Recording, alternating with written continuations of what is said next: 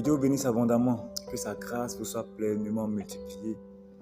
Bienvenue encore ce matin sur notre rendez-vous que nous aurons maintenant une fois par semaine, le rendez-vous où nous faisons le résumé de l'enseignement que nous partageons au niveau de l'Église et je pense que ça pourra faire du bien à quelqu'un. Alors si tu vois cette vidéo, je prie que tu puisses la partager à un frère, à un ami, que tu puisses faire du bien à quelqu'un. Non seulement partage à des amis, mais partage également à des groupes chrétiens, des groupes où tu penses que cette vidéo pourrait faire du bien. N'hésite pas à partager pour permettre à tout le monde d'être exposé à cet enseignement. Je pense que ça pourra faire du bien à quelqu'un. Et laisse-moi également des commentaires si tu as des commentaires, bien sûr. Si tu as des questions à poser, tu laisses des questions. Tu as des incompréhensions, tu laisses des incompréhensions. Ou bien directement inbox, on peut discuter également. Je suis ouvert à tout. Donc Dieu te bénisse abondamment. Je parle aujourd'hui de l'art d'extraire la sagesse. Depuis un certain temps, nous sommes en train d'étudier ce thème assez important qui est l'art d'extraire la sagesse. Alors on va prendre un passage biblique. Prenons un passage biblique rapidement. J'espère que la vidéo ne fera pas plus de 20 minutes. Prenons un passage biblique rapidement dans Proverbe 3, verset 13. Proverbe 3, à partir du verset 13, de 13 à 26. De 13 à 26. La Bible dit quoi? Heureux l'homme qui a trouvé la sagesse. Heureux l'homme qui a trouvé la sagesse et l'homme qui possède l'intelligence. Car le gain que la sagesse procure est préférable à celui de l'argent. Et le profit qu'on en tire vaut mieux que l'or. Elle est précieuse, elle est plus précieuse que les perles. Elle a plus de valeur que tous les objets de prix. Il s'agit de la sagesse. Dans sa droite est une longue vie, et dans sa gauche la richesse et la gloire. Ses voies sont des voies agréables, et tous ses sentiers sont paisibles. Elle est un arbre de vie pour ceux qui la saisissent, et ceux qui la possèdent sont heureux. Au verset 19, c'est intéressant. C'est par la sagesse que l'Éternel a fondé la terre. Voilà un verset qui est assez intéressant. La Bible dit, c'est par la sagesse que l'Éternel a formé la terre. C'est par l'intelligence qu'il a affermi les cieux. C'est par sa sagesse, c'est par sa science que les abîmes se sont ouverts et que les nuages distillent la rosée. Verset 21. Mon fils, que ces enseignements ne s'éloignent pas de tes yeux. Garde la sagesse et la réflexion. Il dit que ces enseignements ne s'éloignent pas de tes yeux, mais plutôt garde la sagesse. C'est comme si les enseignements étaient une sagesse. Donc retiens déjà ça. Dieu a fait, c'est par la sagesse que l'Éternel a fondé la terre, c'est par l'intelligence qu'il a affermi les cieux. Au verset 21, la Bible dit, mon fils, que ces enseignements ne s'éloignent pas de tes yeux, mais plutôt garde la sagesse. Donc quand tu gardes l'enseignement, tu es en train de garder la sagesse et garde la réflexion. Garde la sagesse, garde la réflexion. Donc en d'autres termes, les enseignements sont une forme de sagesse et une forme de réflexion. Au verset 22, elles seront la vie de ton âme. Sagesse et réflexion seront la vie de ton âme. Vous allez voir que les amis, malheureusement à l'église, les églises aujourd'hui, bon, pas forcément aujourd'hui, mais il y a de nombreux chrétiens qui ne réfléchissent plus. Devenir chrétien, ça ne veut pas dire qu'on ne réfléchit plus.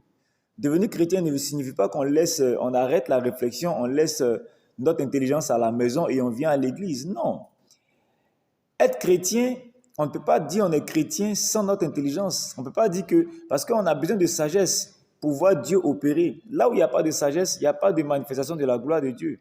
Même le miracle, même le miraculeux nécessite une certaine forme de sagesse. Donc pour avoir la sagesse, il faut être un homme qui aime l'enseignement, il faut être un homme qui réfléchit également.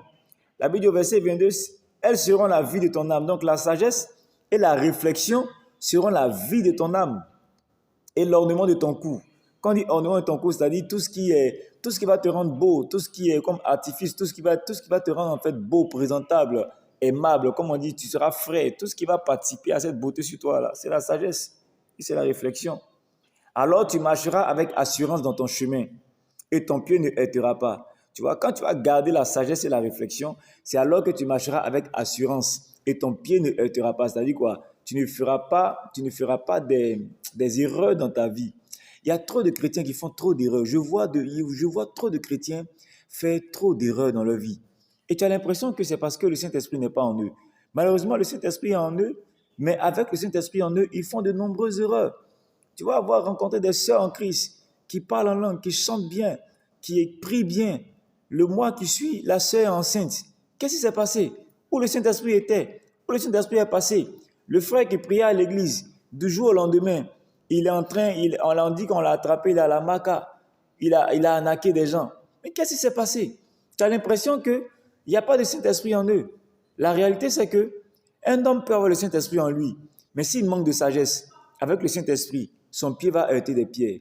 Il va faire beaucoup d'erreurs. Je rencontre des gens qui me disent, oh pasteur, je me suis fait arnaquer dans tel domaine, je me suis fait arnaquer. Oui, tu t'es fait arnaquer parce que la sagesse n'était pas là. Ce n'est pas le Saint-Esprit qui fait tout dans la vie.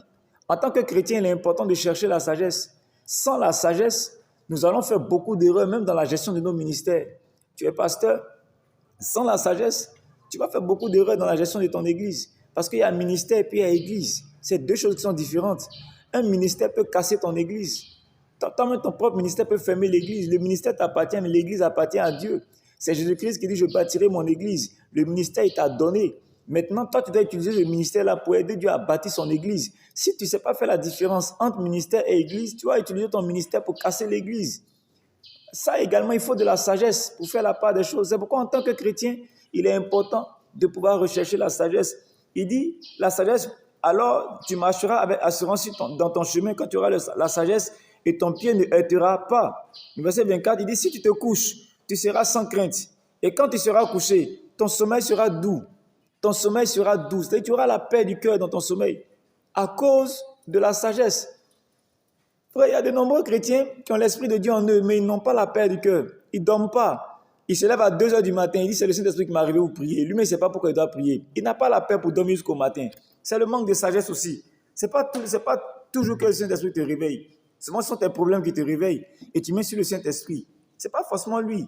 Ce sont les problèmes qui sont venus par le manque de sagesse. Et quand tu seras couché, ton sommeil sera doux. Ne redoute ni une terreur soudaine, ni une attaque de la part des méchants, car l'Éternel sera ton assurance et il préservera ton pied de toute embûche. L'Éternel devient ton assurance lorsque tu as gardé la sagesse, lorsque tu as gardé la réflexion.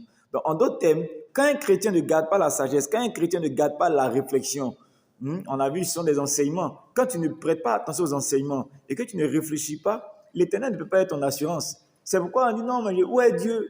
Où est Dieu? J'ai Dieu, mais ma vie n'avance pas. Je prie, mais ma vie n'avance pas. Tu pries. Est-ce que tu as gardé la sagesse? Est-ce que tu as gardé la réflexion? Chrétien, aujourd'hui, il est important de parler de l'art de la sagesse dans l'Église. De nombreux chrétiens sont déçus, frustrés. Ils se demandent, mais qu'est-ce qui se passe dans ma vie? Pourquoi je ne vois pas Dieu me répondre? Pourquoi ma vie chrétienne n'avance pas? Oui, parce qu'il manque la sagesse. C'est pourquoi il est important qu'on puisse parler de sagesse. Nous avons tous besoin de sagesse. Il y a un prophète dans la Bible, vous connaissez plus ou moins l'histoire, le prophète qui est mort endetté. C'était un homme de Dieu, fils de prophète, fils à l'école d'un prophète. Et il est mort endetté. Et quand il est mort, le créancier voulait prendre ses enfants pour en faire des esclaves. Donc, vous voyez que le manque de sagesse a poussé un prophète, un homme de Dieu, celui qui parlait de la part de Dieu avec toute l'onction qui va avec. Il était endetté au point où on voulait prendre ses enfants pour en faire des esclaves. Sa femme ne savait même pas où elle allait mettre la tête parce qu'elle a marié quelqu'un qui était loin mais qui n'avait pas la sagesse. Donc, onction et sagesse, c'est deux choses différentes. Une chose, c'est d'avoir l'onction. Une autre chose, c'est d'avoir la sagesse pour que les deux puissent équilibrer et pour te permettre de réussir la vie. Je dis souvent, si tu as l'onction, tu as le salut. Si tu meurs aujourd'hui, tu iras au ciel. Alléluia, amen. Il n'y a même pas poteau pour ça. Mais si te manque la sagesse, sur la terre ici, tu ne pourras pas accomplir la volonté de Dieu. Tu ne pourras pas accomplir les buts pour lesquels Dieu t'a emmené sur la terre. Parce que le but prioritaire, ce n'est même pas d'abord c'est vrai, il y a le salut, mais il y a un autre but pour lequel nous sommes là. C'est la raison pour laquelle, lorsque nous avons reçu le salut, Dieu ne nous a pas enlevés automatiquement. Il nous a encore laissés là parce qu'il y a autre chose à réaliser ici. Il y a autre chose à faire ici. Donc le salut, ce n'est pas le seul but. Si tu as le salut, c'est une bonne chose. Mais pour les autres choses, il faut la sagesse. Il faut la réflexion. C'est pourquoi il est important de parler de sagesse dans l'Église. Là, c'est quoi la sagesse? C'est la capacité à appliquer ce qu'on connaît. C'est la capacité à appliquer des enseignements. C'est la capacité à gérer des situations. C'est une bonne capacité à gérer certaines situations. Est-ce qu'on comprend? C'est vraiment important de développer une certaine forme de sagesse. Quand tu vois quelqu'un qui réussit dans la vie, tu vois quelqu'un qui a eu du succès, c'est quelqu'un qui applique un certain type de sagesse. Quand tu vois quelqu'un qui a la promotion dans sa vie, il va de promotion en promotion, c'est quelqu'un qui a un certain type de sagesse. Quand tu vois quelqu'un qui est en paix ou bien qui est honoré dans sa vie. On l'honore, on lui fait des offrandes, on lui donne en fait des éloges dans sa vie. C'est quelqu'un qui a une certaine forme de sagesse également.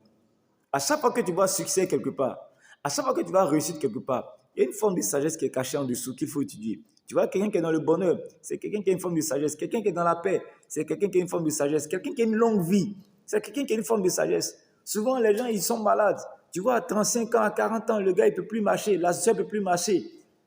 On dit non, les sorciers m'ont attaqué. Mon foie est détruit, mon rein est fatigué. Les sorciers m'ont donné insuffisance rénale. Quel sorcier t'a donné insuffisance rénale?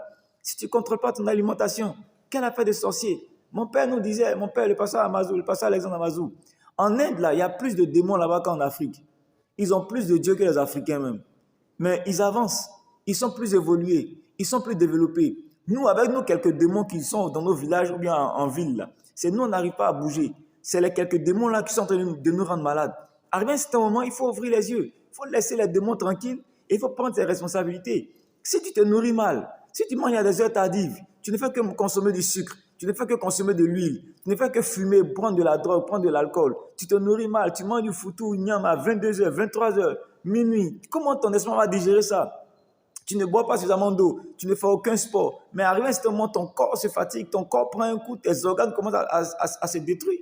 Donc, avec tout ça, comme on dit, c'est Satan qui m'attaque. Donc, quand tu vois quelqu'un qui a 50 ans, 60 ans, 70 ans et qui a une bonne santé, c'est une certaine forme de sagesse également. Quand tu vois quelqu'un qui a 40 ans, qui a déjà 35 ans, son corps est fatigué, il ressemble à un vieux qui est prêt à mourir, c'est un manque de sagesse quelque part, les amis. C'est vrai, il y a certaines personnes qui sont naturellement, qui gardent leur jeunesse naturellement. Mais même si il y a certaines personnes également qui vieillissent un peu plus vite. Mais même quand tu sais que tu vieillis un peu plus vite, là, il y a une certaine forme d'alimentation que tu peux utiliser pour garder ta jeunesse, pour ralentir ton processus de vieillesse. Et la viande fait vieillir. Si tu manges trop de viande, tu vas vite vieillir. Donc, c'est également chercher la sagesse pour avoir une longue vie. Quand tu vois quelqu'un qui a une longue vie, c'est une forme de sagesse que cette personne applique.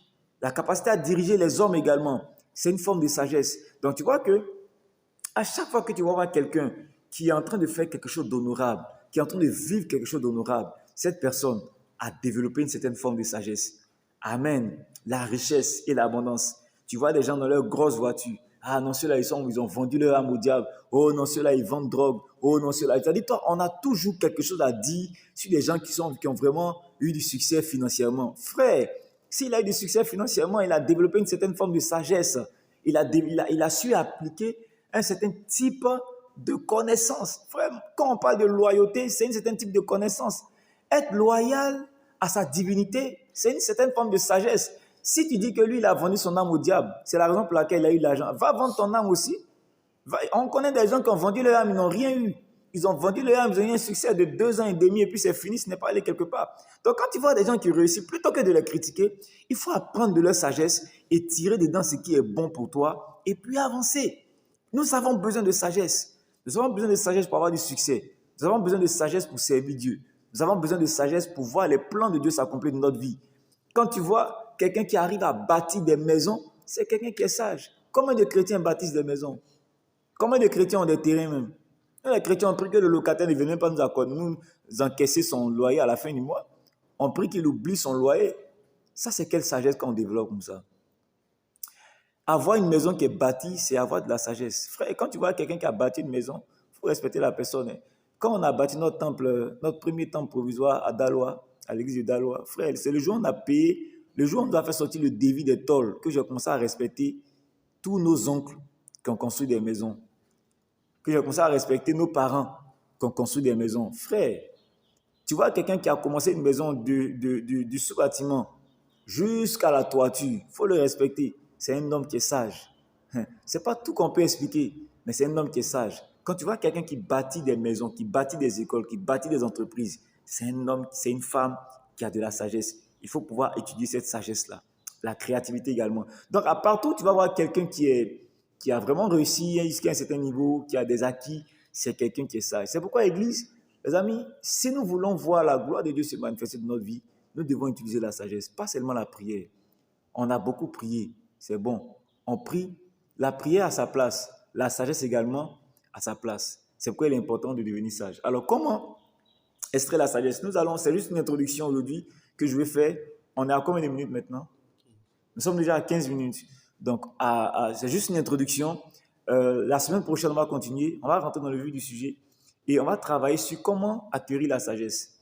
Là, c'est juste l'introduction. Pourquoi est-ce que c'est important de devenir un homme sage pour pouvoir voir les plans de Dieu s'accomplir? Là où il n'y a pas de sagesse, Dieu est limité. La Bible dit que ce n'est pas la sagesse que Dieu a créée, que Dieu a fondé la terre. Ce n'est pas la sagesse qu'il a fondé la terre. Donc, ça veut dire que s'il n'y a pas de sagesse, Dieu aurait eu du mal à fonder la terre. S'il a fondé la terre par la sagesse, ça veut dire que la sagesse également est importante dans tout ce que tu dois réaliser sur la terre. La sagesse est importante dans tout ce que tu dois réaliser sur la terre. Dans le livre de Proverbes nous dit également que ce n'est pas la sagesse qu'une maison s'élève. Donc, lorsque tu vois dans ta vie qu'il n'y a aucune maison qui s'élève, il n'y a aucune réalisation qui s'élève, ça veut dire, les amis, humblement, ça veut dire que nous manquons quelque part de sagesse. C'est pourquoi il est important. Je prie que ça, c'est un message, c'est un enseignement qu'il faut prendre avec beaucoup d'humilité. Ce n'est pas un jugement. Ce n'est pas un jugement. Je suis en train d'appeler la conscience de l'Église. Arrêtons de tomber. On est trop tombé. On n'a qu'à s'asseoir. On n'a qu'à réfléchir. Quand on s'asseye, on m'a dit mon français n'est pas correct là, donc je vais améliorer mon français. Mon français est trop ivoirien, je vais améliorer un peu. Parce que également, si tu veux aller à l'international, il faut avoir un bon français aussi. Ça également, c'est une forme de sagesse. Donc, qu'on apprenne à s'asseoir, qu'on apprenne à réfléchir, qu'on apprenne à écouter des enseignements pour être délivré et puis acquérir la sagesse pour voir la gloire de Dieu se manifester dans notre vie. Là où il n'y a pas de sagesse, Dieu sera limité dans ta vie. Si tu as reçu de la prophétie, après la prophétie, le travail maintenant qui arrive, c'est l'application de la sagesse. S'il n'y a pas de sagesse, aucune prophétie ne pourra s'accomplir. Alors, comment extraire la sagesse? En 2 minutes. Comment extraire la sagesse? Comment devenir un homme sage? Comment devenir une femme sage? Josué 1, verset 8. Comment devenir un homme sage? Tu peux devenir un homme sage, première clé que je te donne, en développant ta vie de méditation. La sagesse vient par la méditation. Je veux que tu écrives ça. La sagesse vient par la méditation. La sagesse vient par la méditation. Je l'ai dit tout à l'heure, lorsqu'il y a sagesse, il y a succès. Lorsqu'il y a sagesse, il y a réussite. Donc quand tu vois la réussite, ça veut dire qu'il y a sagesse. Amen. Josué 1, verset 8 nous dit quoi? Josué 1, verset 8. Si tu as ta Bible, prends rapidement Josué 1, verset 8. Josué, c'est juste après Deutéronome. Donc, voilà, si tu as l'habitude de lire ta Bible, tu sauras que c'est juste après les Deutéronomes. Maintenant, si tu n'as pas l'habitude de lire ta Bible, va après Apocalypse, tu vas voir quelque part là-bas. Josué 1, verset 8. Josué 1, verset 8, juste après Deutéronome, je blague. Josué 1, verset 8. La Bible dit quoi? Que ce livre de la loi ne s'éloigne point de ta bouche. Médite-le jour et nuit pour agir fidèlement selon tout ce qui est écrit, car c'est alors que tu auras du succès dans tes entreprises, c'est alors que tu réussiras. Je reprends. Que ce livre de la loi ne s'éloigne point de ta bouche. Médite-le jour et nuit. Médite-le jour et nuit pour agir fidèlement selon tout ce qui est écrit. Pour agir selon ce qui est écrit, car c'est alors que tu auras du succès dans tes entreprises, c'est alors que tu réussiras. Donc, vous voyez que le Seigneur est en train de recommander un secret de succès à Josué. Il a dit, si tu vas avoir du succès, c'est vrai, je suis avec toi. Je marche avec toi. Parce que quand tu lis les versets plus haut, Dieu a fait des promesses à Josué. Il a dit, je serai avec toi, je vais t'aider à gagner, je vais t'aider à marcher dans la victoire. Mais à la suite de tout ça, il a recommandé à Josué de ne pas s'éloigner du livre de la loi, de la lecture, de la méditation. Il dit que ce livre de la loi ne s'éloigne pas de ta bouche, mais médite-le jour et nuit. C'est-à-dire, médite-le quotidiennement, régulièrement. Il dit, pour agir fidèlement selon ce qui est écrit. Donc, une chose, c'est de lire, une autre chose, c'est de retenir, une autre chose, c'est d'agir selon ce qui est écrit. Il y a trop de personnes qui marchent par hasard. Ils agissent selon eux-mêmes. Ils agissent selon, les chrétiens, on agit selon nos pulsions. On agit selon nos désirs. On agit selon nos volontés. Et on veut voir la gloire de Dieu se manifester. Non. Agir selon ce qu'on nous a enseigné, c'est acquérir de la sagesse. C'est devenir sage. Devenir sage, c'est acquérir de la connaissance. C'est, comme je l'ai dit, développer l'aptitude d'application de certaines connaissances. Donc, une chose, c'est d'avoir la connaissance, mais une autre chose, c'est d'agir selon ce qui est écrit. Et il a dit quoi? C'est alors que tu auras du succès dans tes entreprises, c'est alors que tu réussiras. Donc, la question avec laquelle je te laisse aujourd'hui, tu agis selon quoi? Tu veux te marier, c'est une très bonne chose. Quelle est la sagesse que tu appliques? Tu agis selon quoi pour le mariage? Tu es lancé d'entreprise, c'est une très bonne chose. Quelle est la sagesse que tu appliques pour l'entrepreneuriat? Tu es chrétien, quelle est la sagesse que tu appliques? Tu es chrétien, l'entreprise que tu veux monter, c'est une boîte de nuit. C'est une sagesse qui vient d'où? Tu es chrétien, l'entreprise que tu veux monter, je ne sais pas, c'est des hôtels de passe. Ça vient d'où? Tu agis selon quoi? Voilà la première question avec laquelle on va se laisser, qu'on puisse réfléchir ensemble. Nous agissons selon quoi? Est-ce que nous agissons selon la connaissance? Est-ce que nous agissons selon la loi? Ou bien est-ce que nous agissons selon nos désirs, nos pulsions? Ça également, voilà un truc qui est très difficile à appliquer. Mais c'est le premier niveau de sagesse. Agir selon ce que j'ai lu. Donc, la méditation nous permet de devenir sage. Donc, une chose, pour agir selon quelque chose, il faut méditer. Il faut lire, il faut prendre le temps de lire, il faut prendre le temps d'étudier, il faut prendre le temps de lire, de se développer, de découvrir certaines connaissances. Les chrétiens, aujourd'hui, on n'aime pas étudier, on ne supporte pas l'étude. Nous sommes à combien de minutes? Si on arrive à 20, tu me signales. 21? Ok, on va s'arrêter donne-moi 2 minutes, on s'arrête. Chrétiens, aujourd'hui, on n'aime pas étudier, on n'aime pas lire, on ne lit pas la Bible. Ce n'est pas un autre livre même qu'on va lire. Frères et sœurs, si nous voulons avoir du succès, nous devons agir selon certaines choses, selon ceux qui ont déjà réussi, selon l'histoire, le background de ceux qui ont déjà réussi, bien selon l'histoire de ceux qui ont déjà réussi. Mais il faut pouvoir aller lire leur histoire. Il faut pouvoir aller lire, voir comment ils ont fonctionné. Va voir comment Dieu a marché dans la Bible avec les héros de la foi. Va voir ceux qui ont réussi avec Dieu. Comment est-ce qu'ils ont marché? Qu'est-ce qu'ils ont fait? En allant étudier ces histoires-là, en méditant leur histoire, tu seras en train de devenir quelqu'un de plus en plus sage. Là, j'ai touché un peu le deuxième point, mais je ne vais pas rentrer dans les détails. La semaine prochaine, à la prochaine vidéo, on verra le deuxième point. Comment extraire la sagesse? Je te laisse avec ça. Prends une résolution aujourd'hui. Commence à lire ta Bible. Tu es chrétien. Le livre de base, c'est la Bible. La Bible, c'est la base. Si tu es chrétien, que tu lis seulement Robert Kiyosaki, c'est une bonne chose, mais tu es en danger. Parce qu'il y a des vérités là-bas qui ont été enlevées sur la base. Lis d'abord le livre de la loi. Ça, c'est ta base. Quand tu auras fini avec la base, tu pourras aller sur d'autres livres. C'est une très bonne chose de lire d'autres livres, mais lis d'abord la base. Médite la parole du Seigneur. Découvre la volonté de Dieu. Découvre les lois du Seigneur. En lisant ta Bible, le Saint-Esprit va te révéler certaines choses. Ça sera ton enseignement particulier pour ta sagesse particulière, pour accomplir des choses particulières. Alléluia. Alors dans cette saison, je prie pour toi que l'Éternel t'accorde de la sagesse. Là où dans ta vie, tu as fait des erreurs par manque de sagesse, que l'Éternel t'accorde en cette saison de la sagesse afin de réparer les erreurs que tu as eu à faire par manque de sagesse. Je veux que tu pries de là où tu es et que tu demandes au Seigneur que le Seigneur t'accorde de la sagesse. Dans le livre de Jacques 1, verset 5, il dit si l'un d'entre vous manque de sagesse, qu'il la demande à Dieu et il lui donnera simplement. Alléluia. Je prie pour toi que Dieu t'investisse de sagesse, que la grâce de Dieu demeure dans ta vie, que la grâce pour la sagesse descende sur toi, qu'un manteau de sagesse descende sur toi et influence ta vie. À partir d'aujourd'hui, tu ne prendras plus de mauvaises décisions parce que l'esprit de sagesse descend sur toi maintenant au nom puissant de Jésus. Amen. Que Dieu te bénisse. Je vais m'arrêter là. Partage la vidéo. Si elle t'a fait du bien, laisse-moi un commentaire. Laisse-moi un merci, pasteur. Laisse-moi un Dieu te bénisse, pasteur. Fais une prière pour moi. Et surtout, partage la vidéo. Invite un ami à partager, à regarder également la vidéo et à partager avec d'autres personnes, même dans des groupes un peu partout. Aide-moi à propulser la vidéo un peu partout sur les réseaux sociaux pour aider toute l'église du Seigneur afin que nous puissions ensemble voir la gloire de Dieu se manifester dans son église et dans nos vies. Que Dieu te bénisse. Agréable journée. On est ensemble.